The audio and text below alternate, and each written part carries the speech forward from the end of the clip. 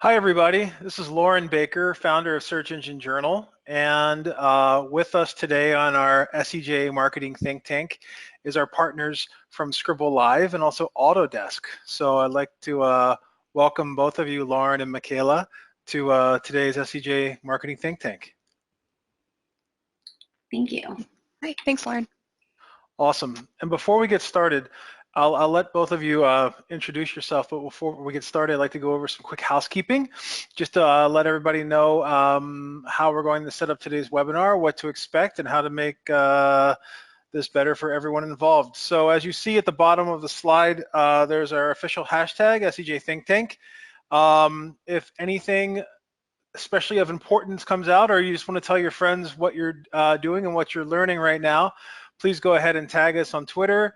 Feel free to share the screen, take some snapshots, whatever you'd like to do. And then also there's the official ScribbleLive account at the bottom. If you have any questions for Lauren and Michaela after or during the webinar, we'll also be monitoring our hashtag and the ScribbleLive accounts on Twitter in case any questions or comments come up there. So please feel free to give your friends the fear of missing out that you're learning so much great information today. Also, once the webinar is finished, we'll be doing a Q&A. Feel free to ask questions in your question box here on your GoToWebinar control panel. After the webinar is finished, we'll be picking through the questions and handing them over to Lauren and Michaela to review and answer back to you. So feel free to ask along the way, and we'll pick some of the best ones and send over all of them afterwards. Just to let you know, the video recap of today's webinar is going to be made available. So we'll be sending out an email afterwards to all attendees and registrants with direct links to the video, as well as a recap that we'll be publishing on SEJ within a few days. And we'll also be launching a poll during the webinar. So when we launch the poll, please take the time to participate. It really gives some great information back to Lauren and Michaela to be able to craft their presentations and also help everyone out across the board. So now I'm just going to hand everything over to the both of you.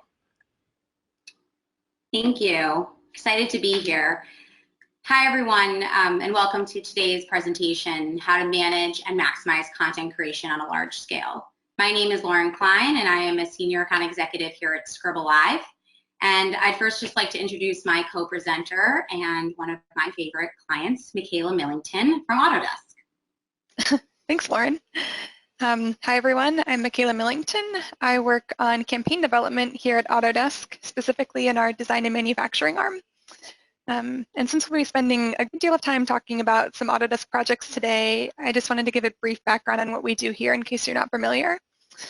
So basically at Autodesk, we make software for people who make things. So if you've ever driven a car, or looked up at a skyscraper, used a smartphone, watched a movie, there's a good chance that you've experienced what our customers are doing with our software.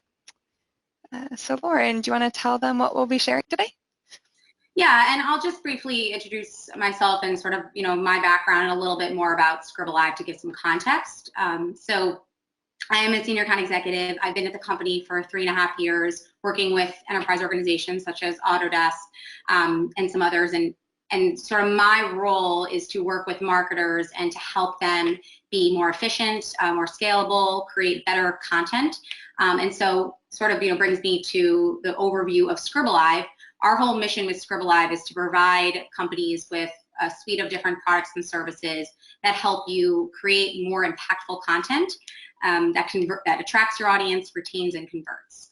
And so for the purposes of today, we're going to tell the story of Visually, which is one of our creative services arms, and how we work with Autodesk. So if you're not familiar, again, with Visually, we are an on-demand network for highly vetted creatives to match them with teams that create, high impact content at scale. So when you think about videos, when you think about infographics, social micro content, really any form of content, we match you with specialized creatives to get the work done quickly and efficiently. And so, creating content in a large organization today is tricky. And I'm sure many of you can relate to that. Time and resources are at a premium, and communication on big projects can tend to go off the rails. So how do you solve this problem and launch content pieces that will truly be effective for your campaigns? Autodesk uses Visually for several different aspects of their content creation, and we'll show a little bit more examples later. We'll also give you an overview of why visual content is essential to any marketing organization and how visual content can be easily created on a large scale with the help of a talent network and a project management system. So essentially today, what you're going to learn is how we work together, how we increase collaboration. We're going to show some examples. Michaela's going to give us some real life examples of how she creates campaigns and sort of how that's affected her team and where that stands today versus what was going on before. Go to the next slide. So why visual content is essential to any marketing organization? In order to understand how large organizations facilitate project management and streamline their content creation, let's first take a look at the types of projects and content that are likely to be created within a larger organization and why visual content is particularly important for that. It's essential for any marketing organization, especially those on a larger scale. Some even say that up to 84% of communications would be visual by 2018. But how effective are these different forms of visual content that we're all looking to create? Watching a video, as an example, makes buyers 85% more likely to buy a product. Posts that include images produce 650% higher engagement than text-only posts. And the list goes on, and I'm sure many of you have heard many of these statistics. It's clear that marketing organizations need to focus on an equal amount of their effort on visual components of their content. This means that in addition to those white papers and blogs and research reports, which are all still critical to their marketing collateral, you should also be considering infographics, videos, 2D, 3D animation. With the Visually network, these visual content assets are created by a network of, as I mentioned before, highly vetted creative professionals. Creative directors, designers of all different styles, developers, project managers, and so on. They work directly with the client within the platform to eliminate some of those headaches that come along with the project management system across teams. Go to the next slide. So now let's talk about some of the challenges of creating content on a large scale. We've covered the basics of visual content and why it's important. So let's talk about, what we believe in. We believe that these challenges can be broken down into three main categories: lack of time, lack of resources, and lack of communication. When you're scaling content marketing across a large organization, there are a ton of moving parts, and it's easy for aspects of each project to get lost in the cracks, whether it's across different teams, different projects. I'm sure Michaela is sort of, understanding that some of the things that we talked about when we first met are some of those same challenges. When you use a project management tool, you're able to lighten some of those burdens and focus on producing great content that can actually help drive your marketing or operations forward and not get caught up into the tedious things. The tools that you use should directly address those pain points that we mentioned: the lack of resources, time, and communication. The goal here is to streamline as much of your content creation as possible and to ensure that everyone, from stakeholders to the final proofreaders of a project, to the creatives and everyone else doing the work, is on the same page the whole way through.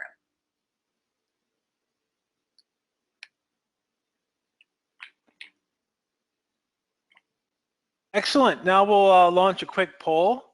So thanks for that so far. Some of those numbers are pretty amazing, especially the 85% are more likely to buy after viewing a video. So that was really cool to see. Okay, the poll is launching.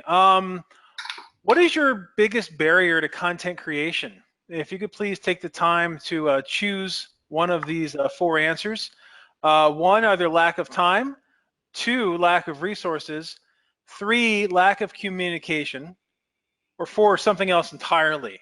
So if you could go ahead and fill this out. Looks like we've had about 60% of you have voted. Typically like to hit about 80%. So if you haven't voted yet, now's the time to do so. I'm going to shut it down in about 4 seconds. 5, 4, 3, 2, 1. Okay, final chance. Closing the poll. And not sure if you can see the results, Lauren and Michaela, but what we have right now is 40% lack of resources, 39% lack of time, 14% lack of communication, and then 7% something else. So any thoughts there on that front? Yeah, I mean, I would be curious, and I know this takes sort of individual conversations, but when we talk about lack of resources, you know, are these specific skill sets? Are these, you know, just number of people on the team and bandwidth, sort of like diving a little bit deeper into that, and why is that, right? Like, we're talking to all these different marketers, and, you know, people have robust teams, but, you know, where can an outside partner be really helpful when you talk about a resource? I was wondering if you can vote for more than one. Yeah, too bad. Maybe next time. I know lack of communication is definitely a hard one as well, right? Especially playing the telephone game internally. So someone comes up with an idea, then you get ideation going, then you get that sent over to the designer or whatnot, and then seeing what happens at the end of the day.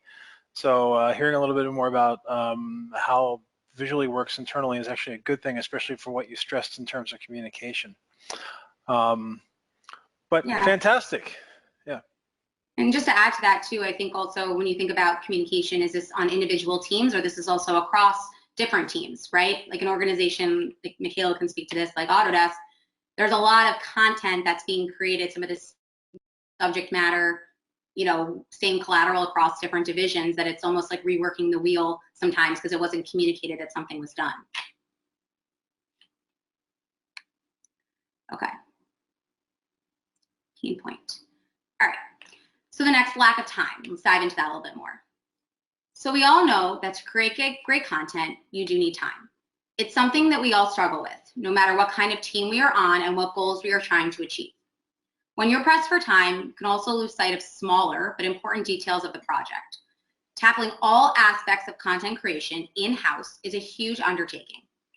But if you consider outsourcing some of that content development, you actually do free up an enormous amount of time, which allows your team to focus and collaborate on some other aspects of your marketing, whether it's an email campaign or the creation of assets for an event launch or a whole program or product launch or anything like that. To determine what your team should outsource, you should create a content development plan that will outline the remaining needs to create new quality content. Once you've assembled that development plan, then you can map out the assets that you like to create, whether it's a single larger piece or multiple assets just for one initiative. Yeah, all of those challenges are definitely things that resonate with what we've experienced here at Autodesk. And that's partly why we've partnered with Visually to create a pretty quickly growing number of assets over the last year or so. So today we'll be focusing on one larger campaign that we launched recently, which I'll call the 2D plus 3D campaign. So for this campaign, we looked at our plan and, like Lauren was saying, mapped out the assets that we needed. And we decided that we wanted to create an ebook, a video, an infographic, and a short one-page PDF. Plus, we had a pretty sizable selection of ads and images and animations that we needed to pop into emails and landing pages. So now we have this plan and a long list of content, which was definitely daunting at first, especially considering a looming campaign launch date and all the many milestones leading up to it. And, you know, around the content alone, there's a lot that we had to consider, from just the idea to copy to design to actually executing it. And obviously each of those take a good deal of time. So then the next question became, you know, how are we going to get all of this done, and not just done, but done well? And our answer was outsourcing, and that's where we turned to Visually. At a high level, Visually has helped us save time with both the platform and the people. So first, the platform.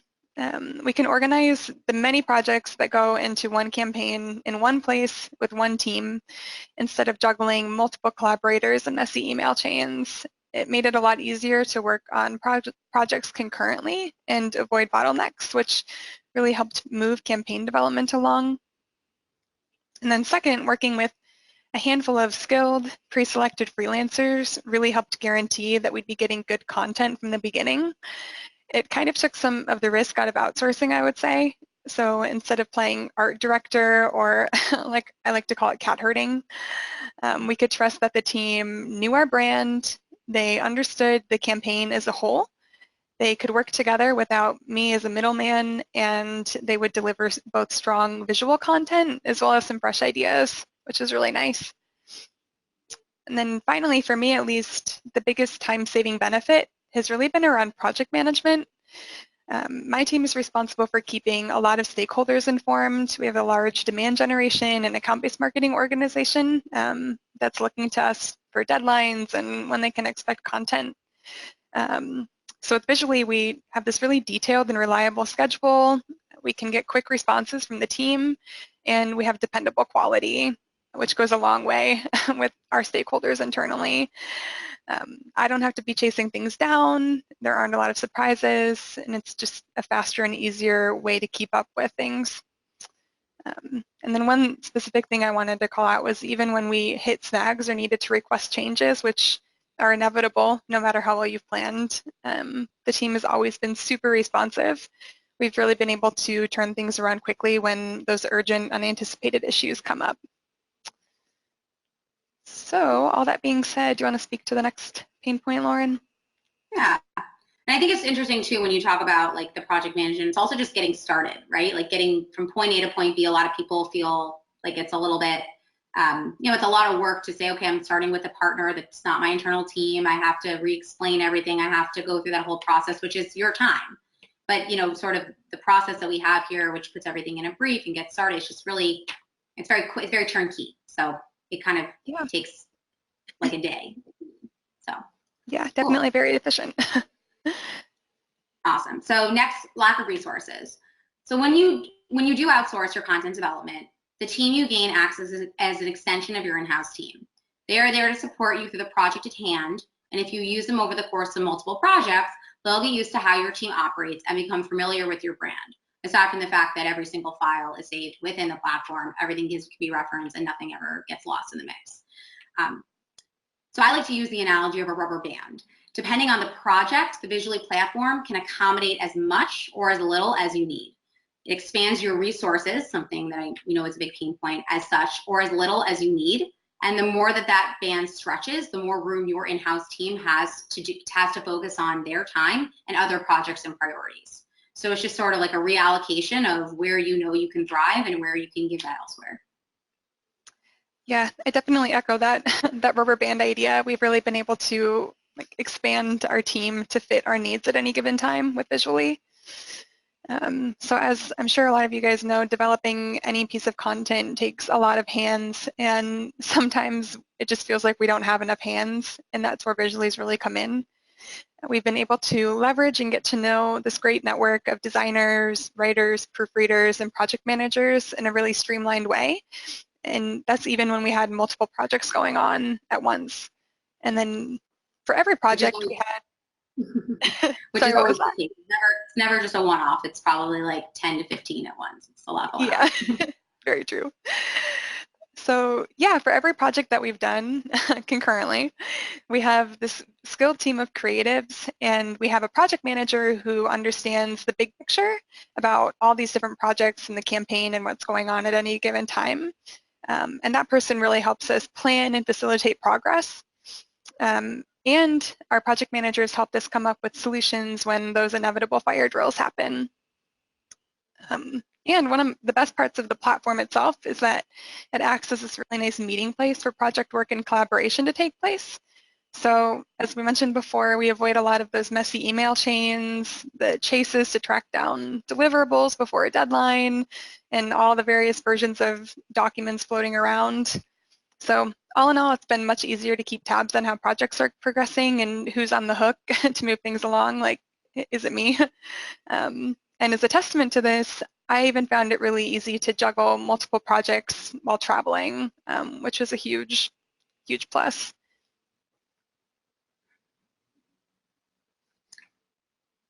So we all know how frustrating it can be to work on a project with a large team or even a small one.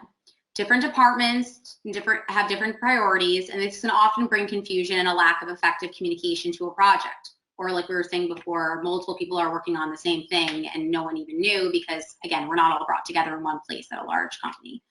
With different email chains overlapping and really no central place for communication, it's easy for revisions or last-minute requests to get lost.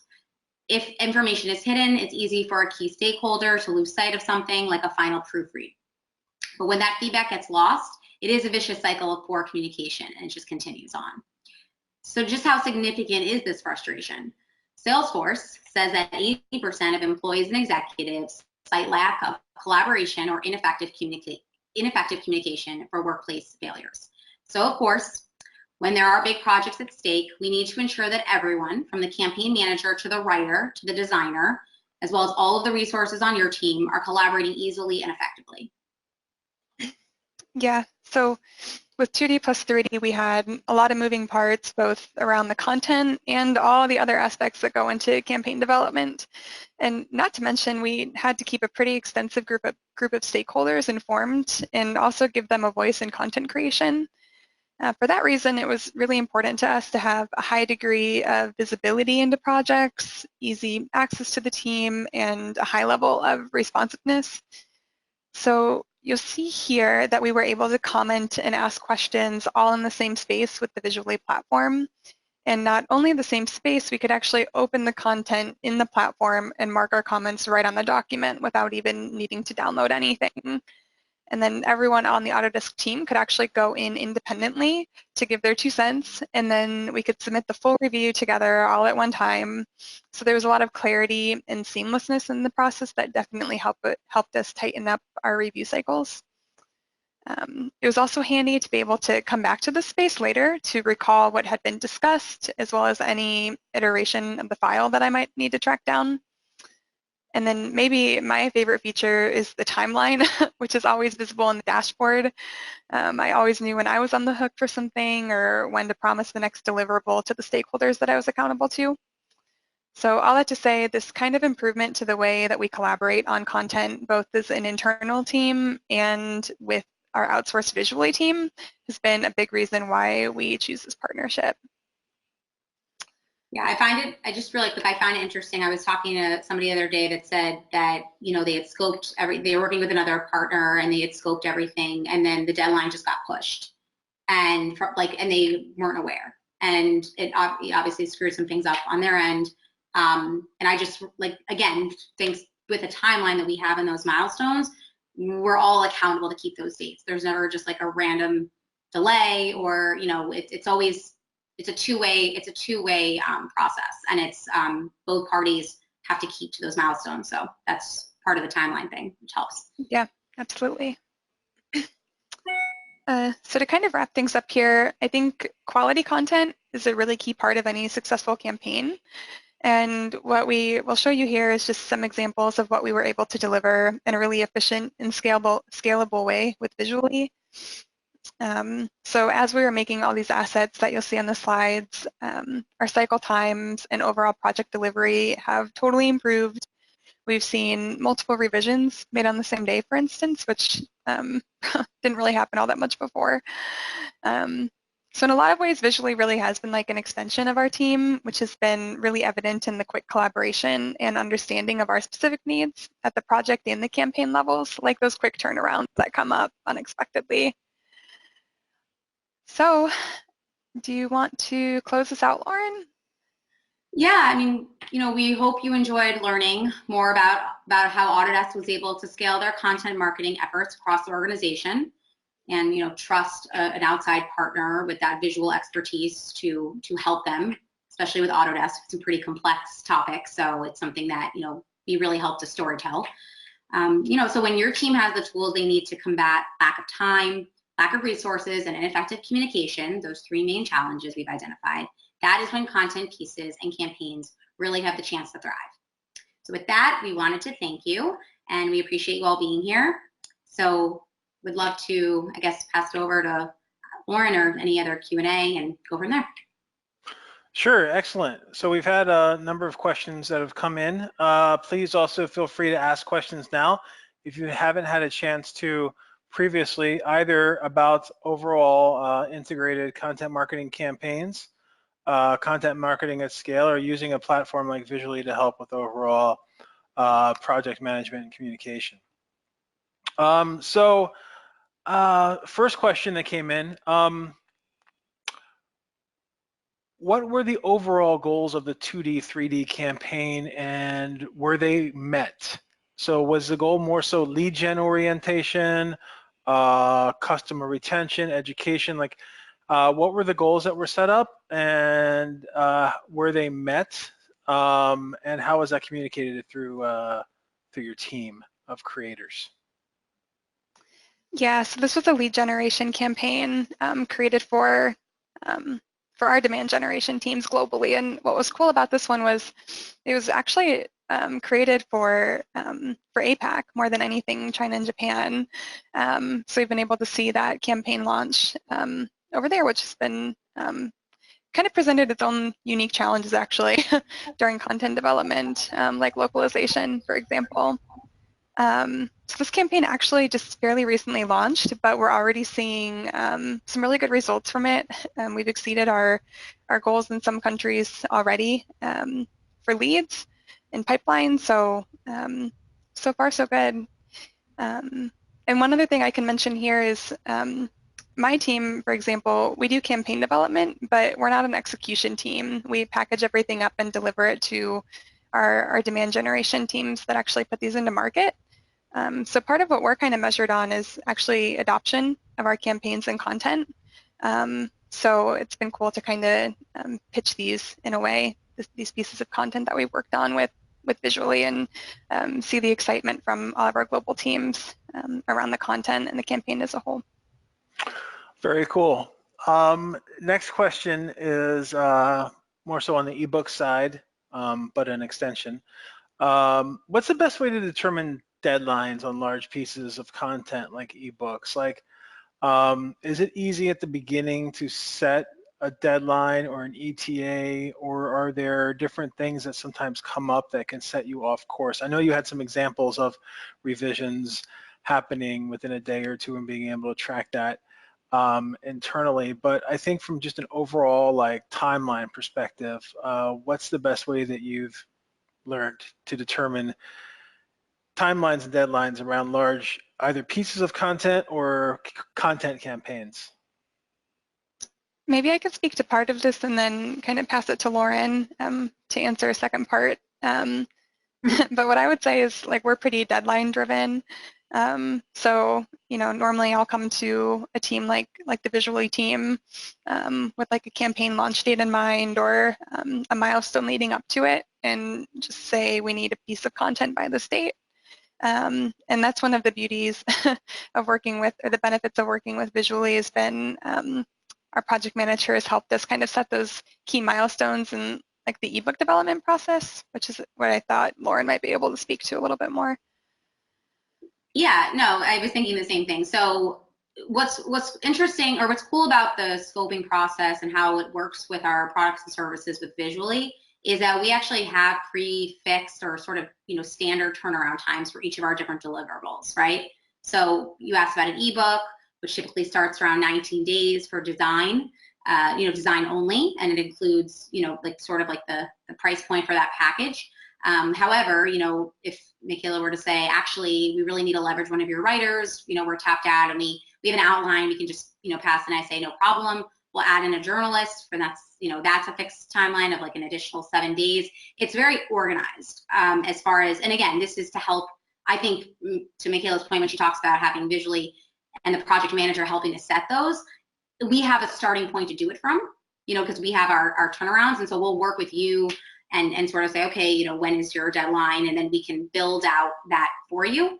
And then of course, anything can be expedited if needed, anything can be, you know, so it's very flexible, but we are starting from a best practice sort of foundation of, like, you know, that timeline includes revision rounds on our end and things like that. So we take that all in consideration when we're scoping with you based on the deliverable.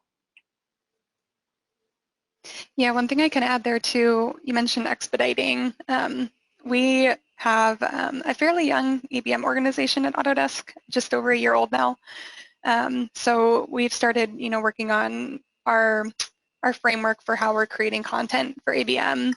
And what we've realized is that a lot of times our timelines are a lot tighter for ABM content, and it's been great working with Visually and being able to turn around content really quickly, like, you know, within a couple weeks. It's been another big benefit for us.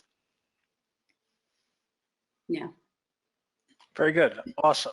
Awesome. So you had mentioned that the 2D, 3D campaign was targeted towards APAC, Asian Pacific. And did you experience much content localization during that campaign? And if so, do you have any tips on scaling out content localization for video, infographics, articles, etc.? Good questions. Yeah, a lot of localization. I think our biggest challenge around localization is the time. So not only do we have to, you know, have this timeline for actually creating a piece of content in English, we have to account for all this time that it takes to actually get that translated and then turn into, you know, a final deliverable. So that's honestly where, like, having that timeline handy was really valuable to us, because I was able to tell our teams exactly when they could expect to get that final deliverable asset, so they could know, okay, the next day I can turn around and, you know, start the localization process for this. So it really helped us synchronize our timelines globally across teams, which is kind of a big challenge for us. But from a content development standpoint alone, I guess we just go in, you know, realizing that this content's going to end up being translated and look a little different when it's done. So we're just careful with, you know, word counts and visuals. And for example, like in videos, we're usually kind of mindful to not include a lot of text within a video itself, because it's easy to, you know, localize a subtitle or something or a voiceover, but not so easy to go back and actually change text in a video. So just little things like that, that when we know something's going to be adopted in other countries, we can think about up front. Also, that's where I'd imagine that having that total communication flow is helpful as well.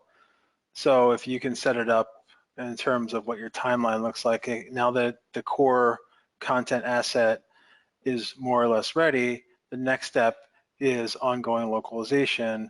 Therefore, you have it right here within the calendar, within the Visually app or whatnot, and then less questions asked, right? So less mornings opening up your email, or if you're working with international teams, 24/7 of opening up your email and people asking, when is this going to be ready? When is this going to be ready? Various different outfits, I would imagine. So it's, I would think having that communication component of it down is a really nice value add at the end of the day. Yeah, absolutely. And just to add to that too, like that's part of, you know, when we talk about those flexible scopes, so, you know, we have a standard scope. So let's say we're doing an ebook and you want to, you know, produce it in multiple other languages. That's like an add-on that we do, which is, you know, optimizing the design for any other languages. And so that's something that is, we would consider, you know, part of that timeline, but also just for any piece of content. I liked what Michaela was talking about around the video and best practices to create content in English and then lend itself to easy localization.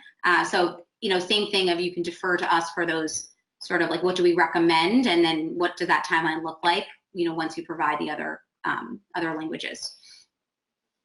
Yeah, one other thing I can speak to here was, you know, we do a lot of share outs as we're developing a campaign and a piece of content. And it was really cool working with Visually. We always had kind of that next stage of the content. So I always had something cool to share with the team, even if it was just a wireframe of an infographic or something, to keep everyone interested and, you know, actually having faith in us that we were going to deliver something that they'd be excited to use. Always got to equip you. Got to give you good stuff. Very cool. Very cool. Next question is, okay, so search engine journal, right? SEO is always a big deal. How do you communicate your overall SEO goals to the team members in Visually? Do you set it up granularly from a keyword perspective, or are you looking at kind of topic matter, or do you more so worry about that on the written article component of things and not necessarily so much from a visual component? How do you integrate overall SEO goals into your content planning when putting together a campaign like this? I think I'll let Lauren actually speak more to that than anything. We did a lot of our own copywriting for lots of this content before we passed it up to visually, but Lauren, maybe you can speak to different projects. Yeah, so we work with a lot of clients so there's a few different ways, right? I mean, it's also when you're communicating your goals in general for your project, and and you're providing your brand guidelines and all of the audience information, everything. We have a creative brief, within the platform, right? So I think we might have touched on that first. That's like sort of the first step to communicate all of the details that you want to communicate. So let's talk about then going a step further when you talk about SEO. So there's a couple different things that I've seen in my years here. One of which is you can provide SEO keywords, like top performing keywords that you want to be integrated into the content that we're writing, right? I know Michaela mentioned they're doing more of the copywriting, but in a lot of cases, and actually other teams at Autodesk, like they're deferring to us, right? So they'll provide us with that strategic insight around keywords.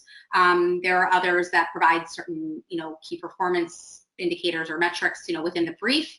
And again, those are areas that we would just be accountable to that as we're working on them. Obviously, the results are the results once the campaign launches.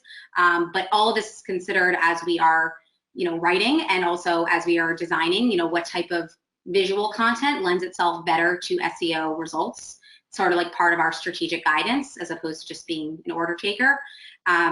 So there's several different ways, but it's always a consideration, around what type of content makes sense, the type of copy we're writing, and then also, of course, like any of the goals that you want to talk about that are important to you, you can put that in the brief. Last thing I'll just mention on that is we actually have a popular use case where our customers, are you bringing in their agencies? We understand a lot of you have agencies, and visually isn't there to necessarily replace an agency. We are there to, I would say, complement and then work alongside. There's a lot of times we do that. So in a lot of cases, they'll have an SEO agency who will be invited into the platform as a collaborator, or like a client, on the project, and communicating those goals along the way on your behalf. So it's a very open environment for what's going to make you successful. That's a very nice and unplanned bridge into the next question, which was, if I currently have some contractors who I'm using right now, I'm very happy with, right, on the graphic side or whatnot, but a large project comes up where I have to expand beyond basically what they can achieve within a certain amount of time, and utilize visually to do so, can those contractors be brought in to the Visually platform? So the contractors or the designers that I'm working with right now, if I need to expand, hire more, outsource more, whatever it may be through Visually, can I bring in my current team to make sure that everyone on board is getting that communication and all working towards one common goal together? That's a great question, and a natural segue to also talk about sort of a different offering that we recently launched that addresses part of that. So first and foremost, yes, you are welcome to or encouraged to bring in any key collaborator on your project. That could be your in-house team. That could be one person on the team who then wants to delegate and bring that back. I always like to say, it's not good to have so many cooks in the kitchen, and so we can, I'm sure that you guys can relate to that. Like, you don't want to bring everyone in, but definitely, encourage you to bring in any other, key decision maker on a project, which involves, like a designer you're working with who knows your brand, knows you, and you want them to coordinate with us, right? There's also a feature that there's like sort of an offering that we do called Visually Teams, which is really just licensing our platform as your own project management tool or solution. So in this case with Visually Teams, it's sort of like a BYOT, bring your own talent, where you can bring anyone on your internal team, any outside contractors you have, bring them in and you guys can do all of the work without tapping into our creative network. Or you can do a mix of both or not at all, but it's sort of like a license to using it, where you guys can have your team brought in as opposed to just using the platform for deliverables, which is the traditional Visually way. So did that help to answer the question? Yes, on my side, and if the question asker pops up and lets us know, I'll let you know as well. But yes, it does, definitely. So next question is, we've talked about marketing a lot, but for other departments or functional groups internally at a large company like Autodesk, whether that be HR, sales, internal communications, things like that, do you also recommend utilizing a platform or a talent group like you have within Visually for that as well? Like, is it also set up for internal communication projects as well as marketing? Yeah, content's content. So that's part of why I love my job is everyone needs content. So we will work with compliance teams. We've created like investor relations decks, and we've created a lot of internal collateral, a lot of training collateral. We work with, the sales training team at Autodesk, and none of that content's ever seen, in public. So yes, I mean, when we talk about marketing, that's just look at that as one division. It really, anything that you need that's content, we can help do. So it's a very universal need and a big demand. So that's why it's fun to talk to all these different departments. Seems to be a challenge in a lot of places, so we can help. Yeah, absolutely. And then one tip I'll give the content marketers and SEOs that are on this webinar is that if you have the opportunity to work with one of your clients to expand what you're doing beyond SEO only KPIs, right? So is that content that you're producing with SEO in mind also being utilized for social media? Is it also being utilized for sales funnels, right? Is it also being utilized for decision makers at the end of the day? Is it covering everything from like top of funnel to bottom of funnel? So if someone's doing a comparison between different SaaS suites, do you have the content to help them make that decision?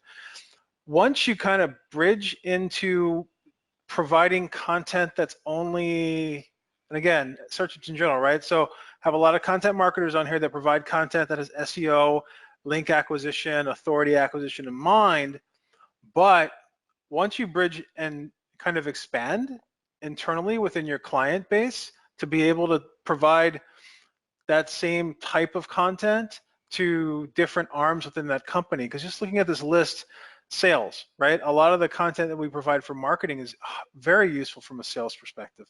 Email follow-ups, getting on the phone, just sending over like a nice ebook that maybe that person had not subscribed to or put in their lead information yet before as a nice little walkthrough. It's all very useful.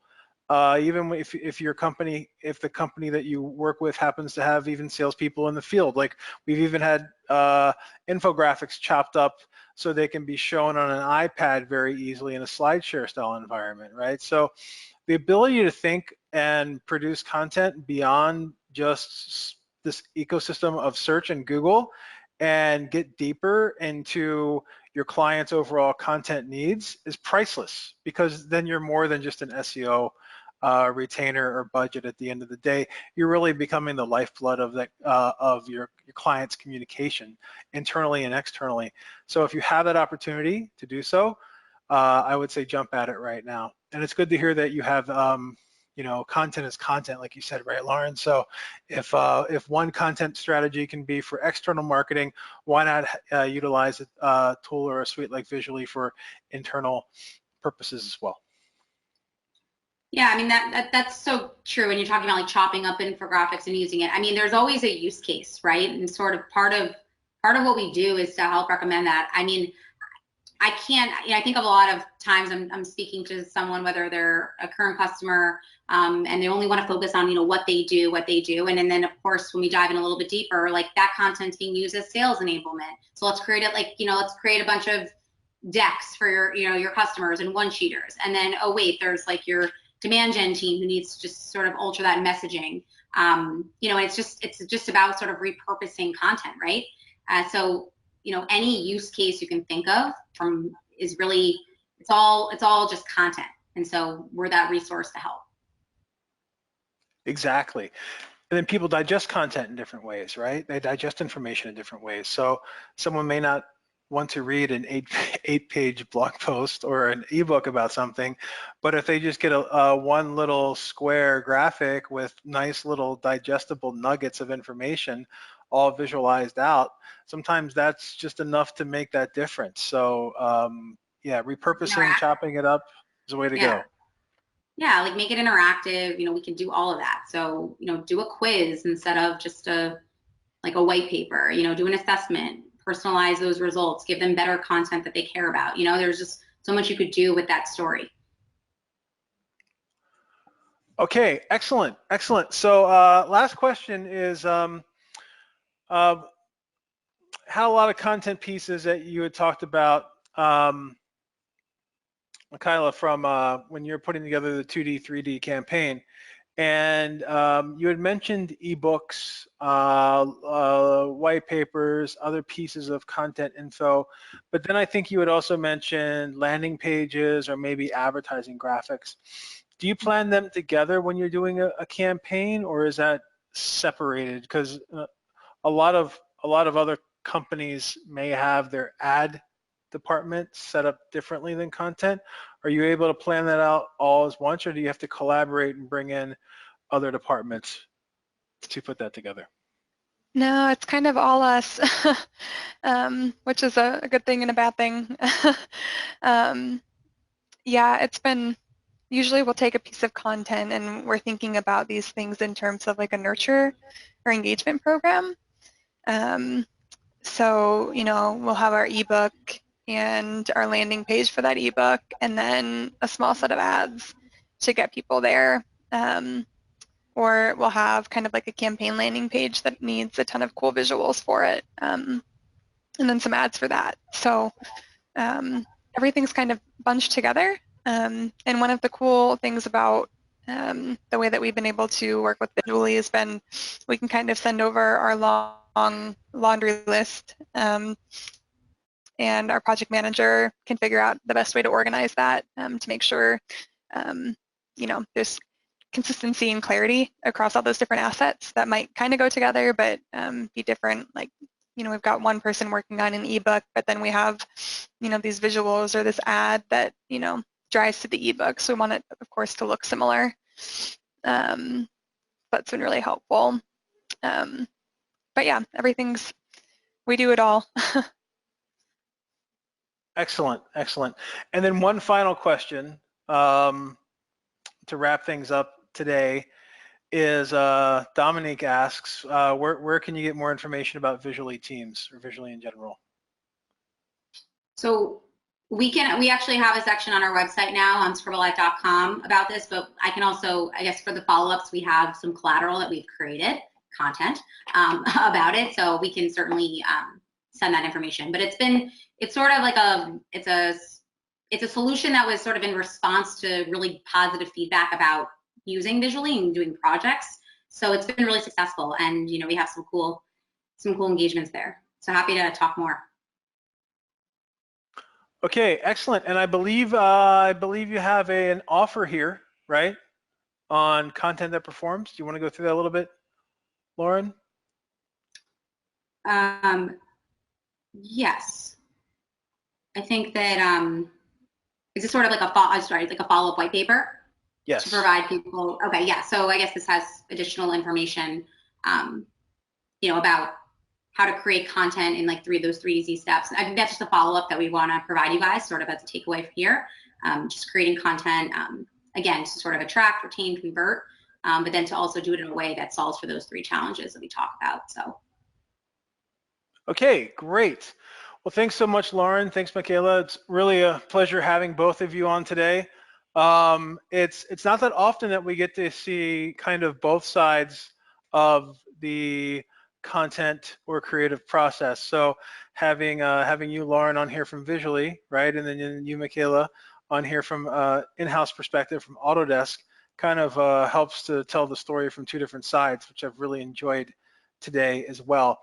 Just a reminder for everyone, we're going to be sending out a recap with video and the white paper, I believe, along with any questions that we did not have a chance to get answered, but everything's going to be transcribed, documented. Actually, we're going to repurpose this content.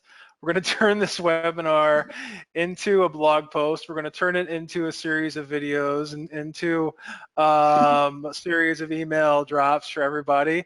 So you'll have a living, breathing case study here on how to repurpose great content even beyond the live webinar for today. Look at that. Yeah, I know, right? I know. Putting it into action. So anything either of you would like to leave us with as we close out? Thanks for stopping by, and good luck with your marketing and your content creation. Excellent, excellent. So, oh, sorry, Lauren. No, I was saying I echo that. Yeah, it was good to, I'm sure, hear this and interested to hear your stories, and yeah, just thanks for coming by. Okay, great. So just to let everyone know, after we close the presentation, we're gonna have a quick survey. Please take the time to fill that out. They'll give us some tips on making the SCJ Think Tank even better. And again, I'd like to thank you, Lauren from ScribbleLive /Visually, and Michaela from Autodesk. It's been a pleasure. Thank you so much for having us. Okay, thank you. Enjoy the rest of your day. Bye-bye, everybody.